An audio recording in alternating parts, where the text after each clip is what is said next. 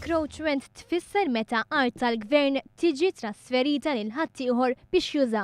Il-liġi taħseb għal xenarji speċifiċi meta art tal-Gvern għandha tiġi trasferita, imma qabel l-aħħar elezzjoni ġenerali, il-Gvern preċedenti qassam ħafna artijiet lil terzi persuni. Min investigazzjonijiet li għamel One News jirriżulta li bejn l-ewwel ta' Jannar 2013 sad-data tal-elezzjoni ġenerali, il-Ministru li dak iż-żmien kien responsabbli mill-artijiet Jason Azzopardi approva mitt encroachment. Dan meta l-medja ta' encroachment f'sena sħiħa kien ta' madwar 150. Dan ifisser li f'tem ta' 3 xhur l-eks ministru Jason Azzopardi approva 3 darbiet iktar l-encroachments milli approva f'sena sħiħa.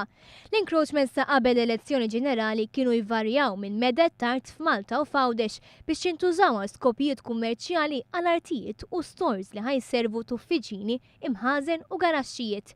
Is-somam li tħallsu għal dawn l-encroachments ivarjaw minn sempliċement 3 euro sa 18,000 euro.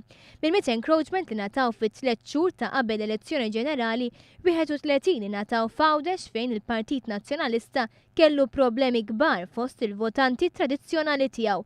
4 encroachments oħra nataw fid-distrett ta' Jason Azzopardi. Wieħed minn dawn l-4 encroachments ingħata f'Santa Luċija nhar is-7 ta' Marzu, jiġifieri lejliet l-elezzjoni ġenerali. F'dan il-każ l-eks ministru Jason Azzopardi kien ta' b'encroachment garax lil wieħed mill-kostitwenti tiegħu f'Santa Luċija.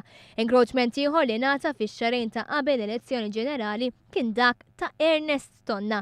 B'taqqa ta' pinna mill-eks ministru Jason Azzopardi, Tonna fi żmien ġimagħtejn ħa garax il-belt għaliex qal li kellu problema ta' mobilità u huwa anzjan.